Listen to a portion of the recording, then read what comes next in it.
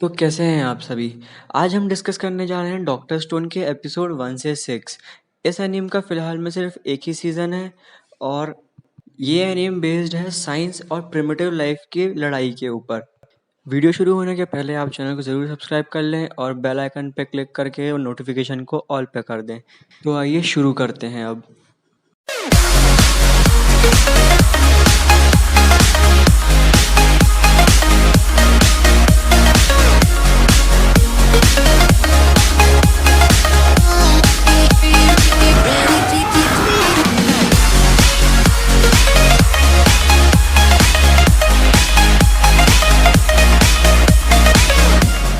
तो doctor stone की story शुरू होती है स्कूल के केमिस्ट्री लैब से, जहाँ पर हमारा मेन कैरेक्टर सेंकू, जो कि एक साइंस जीनियस है, अपने केमिस्ट्री के प्रैक्टिकल परफॉर्म कर रहा होता है और उसके बचपन का दोस्त ताइजू एंटर करता है ये बताने के लिए कि वो अपनी 5 साल पुरानी क्रश यूजिरिहा को प्रपोज करने वाला है। ये बात सुन के क्लास के सभी बच्चे शॉक हो जाते हैं। यूजिरिहा उसका ग्राउंड में वेट कर रही होती है और ताइजू अपने दिल की बात कन्फेस कर ही रहा होता है कि तभी उसका ध्यान जाता है यूजिरिहा के पीछे एक ग्रीन कलर की लाइट के ऊपर, जो कि पूरे शहर को कवर करते हुए आ रही थी। वो ग्रीन कलर की लाइट एक पेट्रिफिकेशन रे थी, जिसके कांटेक्ट में आने वाली हर लिविंग चीज़ स्टोन में बदल जाती है। तो इस ग्रीन लाइट का असर पूरी दुनिया पे हुआ था और इस कारण से जितने भी लिविंग ऑर्गेनिज्म थे और मोस्टली एनिमल जितने भी थे, वो सारे स्टोन में बदलना शुरू हो गए थे। धरती पे जितने भी इंसान थे, वो सारे स्टोन बन चुके थे। ताइजू अपनी क्रश को बचाने के लिए उसके सामने खड़ा हो जाता है और वो भी स्टोन में बदल जाता है। किसी भी ह्यूमन की प्रेजेंस ना होने के कारण जितने भी वाइल्ड एनिमल्स थे वो सारे शहरों में घूमने लगे और सिर्फ उन्हीं का राज चलने लगा। देखते ही देखते दिन बीते, महीने बीते और कई हज़ार साल भी बीत गए और जितनी भी जगह थी और बिल्डिंग्स थीं वो सारी की सारी एक जंगल में बदल गईं। ज़्यादातर ह्यूमन सर्वाइव नहीं कर पाए और उनके स्टैचूज़ टूट गए थे, लेकिन जो ताइजू था उसके अंदर ये उम्मीद ज़िंदा थी कि मैं एक दिन उठूँगा और अपनी क्रश को प्रपोज़ करूँगा, और इसी उम्मीद ने उसको कॉन्शियस करके रखा था। कई हज़ार सालों के इंतज़ार के बाद फाइनली जब जो स्टोन है उसके ऊपर चढ़ा हुआ वो वीक हो जाता है और सड़ जाता है, ताइजू उसको तोड़ के बाहर निकलता है और ताइजू देखता है कि वो एक स्टोन में कवर हो चुका था और वो एक गुफा के अंदर है। उसको कुछ समझ नहीं आता है कि क्या चल रहा है और वो केव के बाहर जाके देखता है और उसको दिखता है कि सिर्फ वो अकेला ही नहीं था जो स्टोन बना था। पूरी दुनिया स्टोन बन चुकी है, लेकिन वो अकेला है जिसने सरवाइव करा है। और वो कुछ पत्तों से अपने कपड़े बनाता है और यूजिरिहा की खोज में निकल जाता है। फाइनली उसको यूजिरिहा मिलती है एक पेड़ के नीचे और वो उसको देख के बहुत दुखी होता है और उससे माफ़ी मांगता है कि वो उसको बचा नहीं पाया।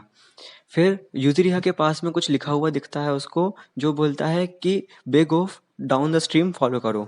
तो वो नदी के पीछे पीछे फॉलो करता हुआ जाता है। डाउन स्ट्रीम पहुँचकर उसको सेंकू मिलता है। सेंकू उसको बताता है कि ये अक्टूबर 5738 चल रहा है। इसका मतलब 3700 ईयर से हम लोग स्टैचू बने हुए थे। सेंकू ये भी बताता है कि कैसे उसने एक-एक सेकंड को गिना है ताकि वो अपने ब्रेन को कंटिन्यूअसली वर्क कराता रहे और वो कॉन्शियस रहे, नहीं तो वो भी बाकियों के जैसे स्टैचू बन जाएगा। क्योंकि ताइजू का पूरा ध्यान उसके प्रपोज़ल के ऊपर था, यूज़िरिहा के ऊपर था, इसलिए ताइजू सर्वाइव कर पाया, नहीं तो वो भी आज भी स्टोन बना हुआ रहता। सेंकू और ताइजू मिलकर डिसाइड करते हैं कि अब से जितना भी फिजिकल वर्क रहेगा वो ताइजू करेगा और थिंकिंग वाला वर्क पूरा सेंकू करेगा। सेंकू की प्रोग्रेस देख के ताइजू बहुत हैरान था कि उसने 6 महीने में कितना कुछ कर लिया है। सेंकू उसको बताता है कि कैसे वो चाहता है कि हम दोनों मिलके एक नई सिविलाइजेशन बनाएं और उसके लीडर बने, और अब से काम शुरू है। एक दिन ताइजू खाना कलेक्ट करने का काम कर रहा था और उसका ध्यान जाता है एक प्राइमेट हाई स्कूलर के ऊपर, जो कि बहुत स्ट्रांग था। ताइजू उसे देखकर बहुत हैरान होता है और उसके बाद में ताइजू और सेंकू एक केव में जाते हैं जहाँ पर ताइजू रिवाइव हुआ था, और वहाँ पर देखते हैं कि सीलिंग से कुछ लिक्विड गिर रहा है और सेंकू उस लिक्विड को मैजिकल लिक्विड बोल रहा है। वो मैजिकल लिक्विड असल में कुछ और नहीं, एक नाइट्रिक एसिड है जो कि बैट्स के कारण बन रहा है। सेंकू बताता है कि उसको 6 महीने लगे थे ताइजू के स्टोन को रॉट करने के लिए, और वो कंटिन्यूअसली एक्सपेरिमेंट करता जा रहा है बर्ड्स के ऊपर ताकि वो बाकी ह्यूमंस को भी बचा सके। अगर उसके पास अल्कोहल होती तो वो पक्का बचा ही लेता सब लोगों को एक नई चीज़ बना के, निटाल बना के। और फिर ताइजू बोलता है कि क्यों ना हम बेरीज से अल्कोहल बनाएं। तो वो लोग अल्कोहल की प्रोसेस शुरू करते हैं बनाना, और उन्होंने जो वाइन बनाई थी वो रेडी हो जाती है। लेकिन अब डिस्टिलेशन की प्रोसेस बची थी, तो डिस्टिलेशन की प्रोसेस उनकी पहली बार में तो फेल हो जाती है और वो लोग उसको फिर से शुरू करते हैं और वेट करते हैं कि फिर से वाइन बने और फिर से वो लोग अल्कोहल को डिस्टिल करने की शुरुआत करें और फाइनली वो लोग सक्सेसफुल हो जाते हैं और उनका निटाल प्रिपेयर हो जाता है। फिर वो पहला एक्सपेरिमेंट करते हैं फिर से एक बर्ड के ऊपर, जो कि सक्सेसफुल हो जाता है और वो लोग एक बर्ड को बचा पाते हैं। इससे उनको पक्का कंफर्म हो जाता है कि अब हम बाकी के ह्यूमंस को बचा सकते हैं और अब हमें कोई नहीं रोक सकता फिर से साइंस को एस्टेब्लिश करने के लिए। तो वो लोग सबसे पहले यूज़िरिहा को बचाने के लिए जाते हैं। लेकिन ताइजू मना करता है क्योंकि यूज़िरिहा के पास में उस समय पे कपड़े नहीं रहेंगे। तो ताइजू बोलता है कि सबसे पहले हम यूज़िरिहा को अपने कैंप तक लेके जाएंगे, उसको कपड़े पहनाएंगे और फिर उसको ठीक करेंगे। लेकिन जैसे ही वो ले जाने रहे होते हैं, उनके पीछे कहीं से शेर आ जाता है और वो लोग भागना शुरू कर देते हैं। भागते भागते वो पहाड़ से गिर जाते हैं और गिरने के बाद में वहाँ पर उनको वही प्राइमेट हाई स्कूलर दिखता है, जो कि सुपर स्ट्रांग था। और शेरों से बचने के लिए उन दोनों को त्सुकासा यानी कि प्राइमेट हाई स्कूलर की ज़रूरत थी और उन्हें यूज़िरिहा के पहले उसको उठाना सही समझा। वो बड़े शांति से सिचुएशन पूछता है और सिर्फ एक ही हिट में शेर को मार देता है और इतनी स्ट्रेंथ देख के सेंकू समझ जाता है कि ये हमारे लिए बहुत बड़ी प्रॉब्लम बन सकता है, क्योंकि अगर इसने चाहा तो हमें इसके आगे झुकना पड़ेगा, बिना किसी गन के और बिना किसी हथियार के हम इसको रोक भी नहीं पाएंगे। लेकिन सेंकू ने पूरी प्लानिंग अपने मन में कर ली थी और इन तीनों ने अपने अपने काम बांट लिए थे। सेंकू सिर्फ थिंकिंग वाला पार्ट करेगा, ताइजू सिर्फ फिजिकल वर्क करेगा जितना भी मेहनत वाला काम रहेगा, और त्सुकासा वो सिर्फ फाइटिंग वाला काम करेगा, सारे जानवरों से लड़ने का काम उसका। फिर सेंकू बोलता है कि अगर हमें साइंस को फिर से स्टैब्लिश करना है तो हमें एक मेन कंपोनेंट की बहुत ज़रूरत है, वो है कैल्शियम कार्बोनेट। उससे चार मेन काम होंगे और वो हमें मिलेगा इन सी शेल से। तो ताइजू सारे सी शेल कलेक्ट करने लग जाता है और कलेक्ट करने के बाद में ताइजू उनको पाउडर के फॉर्म में कन्वर्ट भी कर देता है। सबसे पहला काम है कार्बोनेट का सॉइल में एग्रीकल्चर के लिए। दूसरा काम है कंक्रीट बनाने के लिए, जो कि बिल्डिंग के कंस्ट्रक्शन में बहुत काम में आएगा। और तीसरा काम है सोप बनाने के लिए, जो कि जर्म से बचाएगा उनको। फिर ताइजू पूछता है कि चौथा काम क्या है, तो सेंकू डिनाई कर देता है और बोलता है कि मैंने सिर्फ तीन ही काम बोले थे। ये बात सुन के सुकासा को सेंकू के ऊपर शक हो चुका था कि वो उससे कुछ छुपा रहा है और सेंकू भी सुकासा से बचने के लिए हथियार बनाना शुरू कर चुका था। और उसको उसी समय पे एक इंसिडेंट याद आता है जो सुकासा और सेंकू के बीच में बीच पर हुआ था। सुकासा सेंकू को समझाने की कोशिश करता है कि कैसे सिविलाइज्ड लोग बहुत ज़्यादा क्राइम करते हैं और हर चीज़ को अपनी प्रॉपर्टी समझते हैं, और एक बूढ़े आदमी को देखकर बहुत गुस्सा करता है और उसकी गर्दन को तोड़ देता है। सेंकू बोलता है कि तुम्हें बहुत अच्छे से पता है कि तुम क्या कर रहे हो और इस कारण से तुम और भी डेंजरस हो हमारे लिए। त्सुकासा सेंकू को वार्न करता है कि हमें उस क्राइम भरी दुनिया को यहाँ पे नहीं लेके आना चाहिए, हमें सिर्फ उन्हीं लोगों को जिंदा करना चाहिए जो सिर्फ प्योर हार्टेड है। और सेंकू इस बात से कम्प्लीटली डिनाई कर देता है कि नहीं, मैं ऐसा नहीं कर सकता हूँ, मुझे सब लोगों को वापस लेके आना होगा साइंस को बचाने के लिए। और उन दोनों के बीच में एक रेस शुरू हो जाती है। त्सुकासा बोलता है कि तुम अपने तरीके से काम करो और मैं अपने तरीके से काम करूँगा। सेंकू मन में सोच लेता है कि अगर हमें सुकासा को रोकना है तो उसको मैजिक फ्लूइड के बारे में पता नहीं चलना चाहिए। लेकिन इतने में ही ताइजू आ जाता है और बोलता है कि हमारे पास में यूज़िरिहा को बचाने के लिए इनफ फ्लूइड हो चुका है। और ये बात जान के सेंकू वो बहुत गुस्सा भी आता है, बहुत शॉक भी हो जाता है।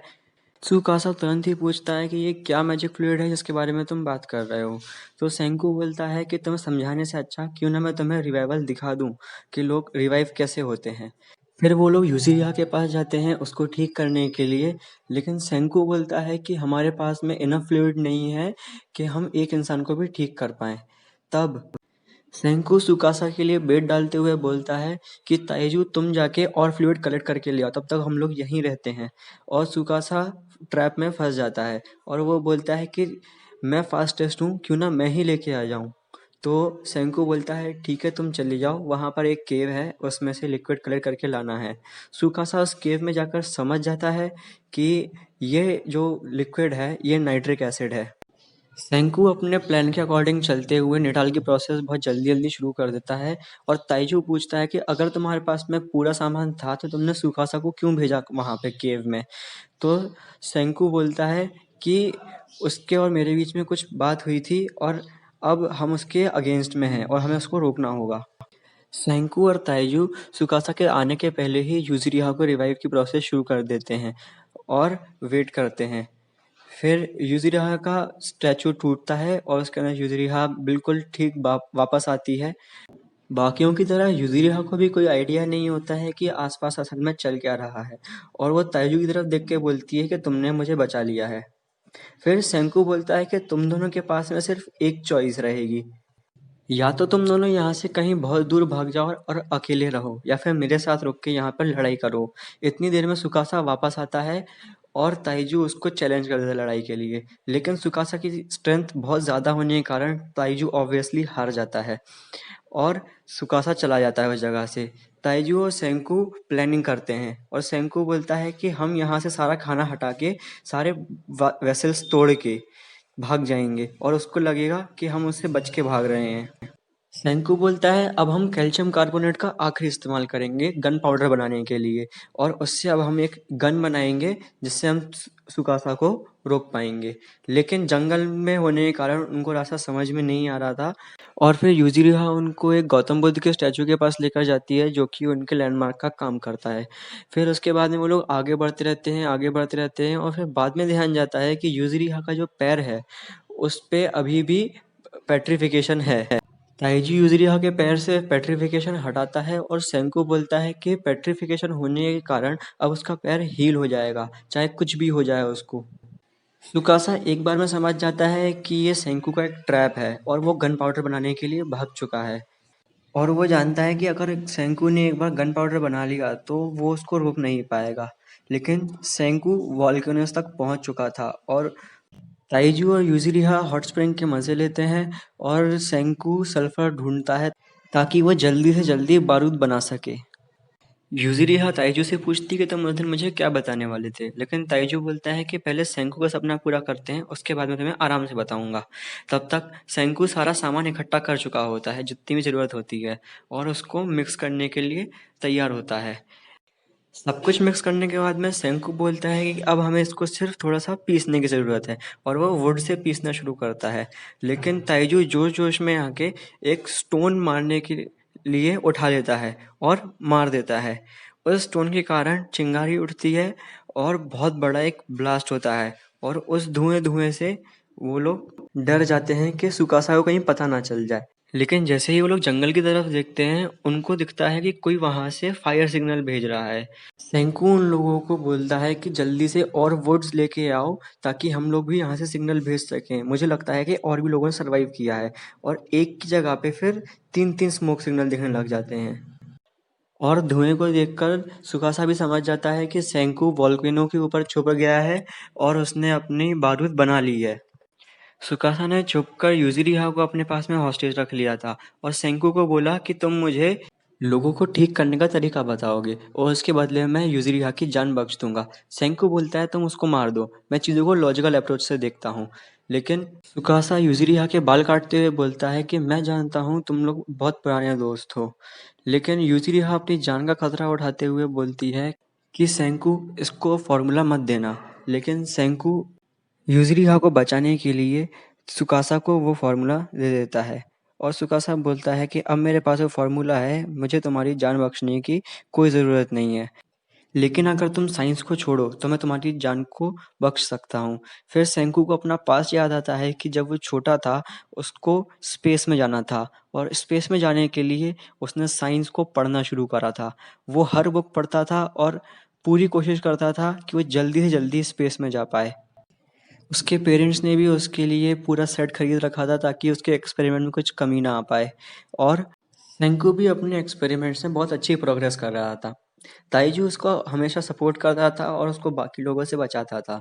ताइजू, यूज़ुरिहा और सेंकू का सपना था वो एक दिन स्पेस में जाएं। इसलिए सेंकू बोलता है कि अगर तुम मुझे मारना चाहो तो मार दो, लेकिन जल्दी मार देना। और इससे पहले कि ताइजू उसको बचाने के लिए पहुंच पाता, सुकासा ताइजू को मार चुका था। सेंकू को मरा हुआ देखकर यूजिरिहा और ताइजू बहुत दुखी हुए थे। सुकासा जानता था कि अगर ताइजू एनरेज हो गया है इस कारण से, तो वो सुकासा के लिए बहुत बड़ी प्रॉब्लम बन जाएगा। ताइजू को गुस्सा आया और उसने गुस्से में एक बहुत बड़ा स्टोन उठा लिया। ताइजू जानता था कि ऐसा करने पर सुकासा का पूरा ध्यान ताइजू के ऊपर होगा, और इसी बात का फायदा उठाते हुए यूजिरिहा ने बारूद सुकासा के ऊपर फेंक दिया, और उसी टाइम पर ताइजू ने भी सुकासा के ऊपर स्टोन फेंक दिया। जैसे पहले एक बहुत बड़ा ब्लास्ट हुआ था स्टोन और बारूद के कारण, सेम उसी तरह ताइजू ने एक और ब्लास्ट करवाया था। लेकिन ये वाला ब्लास्ट उन्होंने सुकासा को मारने के लिए नहीं करवाया था। ये ब्लास्ट करवाया था ताकि सुकासा का ध्यान उन लोगों के ऊपर से हट जाए और वो लोग उस बात का फायदा उठाकर वहां से भाग पाएं। ताइजू सेंकू को अपने कंधे पर बिठाकर भाग गया और उसको जिंदा करने की पूरी कोशिश करता रहा। यूजिरिहा ने बोला कि उसने मेरे लिए अपने आप को सेक्रीफाइस कर दिया, लेकिन ताइजू जानता था कि सेंकू किसी के लिए भी किसी को भी सेक्रीफाइस नहीं कर सकता है। तो वो दोनों लग जाते हैं कि कुछ हिंट दी होगी। फिर उनको याद आता है कि सेंकू बार बार अपनी गर्दन को क्रैक कर रहा था, चटका रहा था, लेकिन ये उसकी कोई पुरानी आदत तो थी नहीं। और बाद में ध्यान देने में पता चला कि वहाँ पर अभी भी पेट्रिफिकेशन बाकी है। वो लोग रिवाइवल फ्लूइड को लेते हैं और उस फ्लूइड को यूज़ करके सेंकू को वापस लाने की कोशिश करते हैं। और उसके बाद में सेंकू की मेमोरीज आती हैं कि वो कैसे पहली बार पेट्रिफिकेशन से बाहर आया था। उसने कैसे एक एक सेकंड को गिनकर अपने कॉन्शियसनेस को जिंदा रखा था, कैसे उसने पहली बार आग बनाने की कोशिश करी थी, कैसे उसने पुराने लोगों की तरह, आदिवासियों की तरह वापस से हथियार बनाए थे, पहली बार रोप का इन्वेंशन करा था, आग बनाई, और कैसे उसने अपने दोस्त ताइजू को ढूंढ कर उसकी हेल्प करी थी। फिर वो पेट्रिफिकेशन के होने के पीछे का रीज़न ढूंढ रहा था। वो सोचता है कि हो सकता है किसी एलियन का अटैक हो उनके ऊपर, या फिर किसी दूसरे देश ने अटैक करा हो लेकिन उनके ऊपर भी रिवर्स में हो गया वो अटैक, या फिर पेट्रिफिकेशन किसी वायरस के कारण हुई होगी। फिर सेंकू सोचता है कि ऐसा क्या हुआ कि सिर्फ मैं बचा और बाकी लोग नहीं बच पाए। वो इस बारे को में बहुत सोचता है, और फिर उसको पता चलता है कि हाँ, मैं कंटिन्यूअसली सोच रहा था और सोचने के लिए चाहिए एनर्जी, और इतनी एनर्जी शायद से ये स्टोन मुझे दे रहा था जिससे मेरी कॉन्शियसनेस बनी रही। फिर वो वापस वहीं जाता है जहाँ पर वो पहली बार ठीक हुआ था, और वो देखता है कि उसके गर्दन के नीचे का एक पीस मिसिंग है। मतलब कि वो पूरी तरीके से पेट्रिफिकेशन से बाहर नहीं आया है। लेकिन ताइजू ने जब पूरी तरीके से पेट्रिफिकेशन हटाई तो सेंकू जिंदा हो गया। फिर सेंकू ने एक प्लान बनाया और यूजिरिहा और ताइजू को बोला कि तुम सुकासा के पास वापस जाओ और उसके हर प्लान की इन्फॉर्मेशन मुझे आकर देते जाना। तब तक मैं बाकी के सर्वाइवर्स को ढूंढूंगा और उनको अपनी साइड करने की कोशिश करूंगा। ये एक बहुत बड़ी वॉर हो गई साइंस और प्रिमिटिव लाइफ के बीच में। तभी जंगल में से एक लड़की सुकासा के ऊपर हमला कर देती है। उसने सब देख लिया होता है कि वॉल्केनो के ऊपर सुकासा ने ही सेंकू को मार डाला था। उस लड़की की स्पीड और ताकत देखकर सुकासा समझ जाता है कि ये आदिवासियों के ग्रुप की लड़की है। इसलिए उसको वो बिना हार्म पहुंचाए उसके ऊपर एक पेड़ गिरा देता है ताकि वो फंस जाए सिर्फ। सेंकू पेड़ गिरने के कारण नोटिस कर लेता है कि उस जगह पर कुछ हुआ है, और वो भागा हुआ जाता है देखने के लिए कि वहां पर पेड़ कैसे गिरा। तभी वो देखता है कि एक लड़की पेड़ के नीचे दबी हुई है, और उसकी ताकत वो वहीं से समझ जाता है क्योंकि एक 500 किलो का पेड़ उस लड़की के पेट के ऊपर है और लड़की को कुछ दर्द भी नहीं हो रहा है। सेंकू उसको अपने साइंस की मदद से बचा लेता है, और लड़की अपना नाम बताती है कुहाकू, और उस लड़की को सेंकू पसंद आ जाता है। तो आज का एपिसोड यहीं ख़त्म होता है। वीडियो पसंद आई तो वीडियो को ज़रूर लाइक करना, चैनल को सब्सक्राइब कर लेना और बेल आइकन को दबा के नोटिफिकेशन को ऑल पे कर देना। इसके आगे की स्टोरी कंटिन्यू करेंगे अपन अब अगले एपिसोड में। फाड़ दिया लिख के फिर गया मैं पन्ने खा, महाराज के आगे कौन फन्ने खा। मिली इज्जत तो बहुत मेरे काम को, पर अब बेटा टाइम हो गया है मेरे धंधे का। हुआ अब बहुत ये लेवलों के टंटे का, करो इग्नोर मुंह बनेगा हर बंदे का। पड़ता फर्क नहीं ये लिखते कमेंट्स में क्या इन्होंने घंटा नहीं मेरा घमंड देखा। आज नाचू मैं बेड़ियां उतार के, कट गए संकट संसार के। प्रजा की इज्जत में महाराज चुप थे, लो दर्शन करो नए मुंह फाड़ के। नए महाराज के शाही ये थॉट्स है, प्रो पहले लेवल था अब बेटा गॉड है। लगी जो दौड़ है भाग रहे सब, मैं बैठा सुकून से यही तो चौड़ है।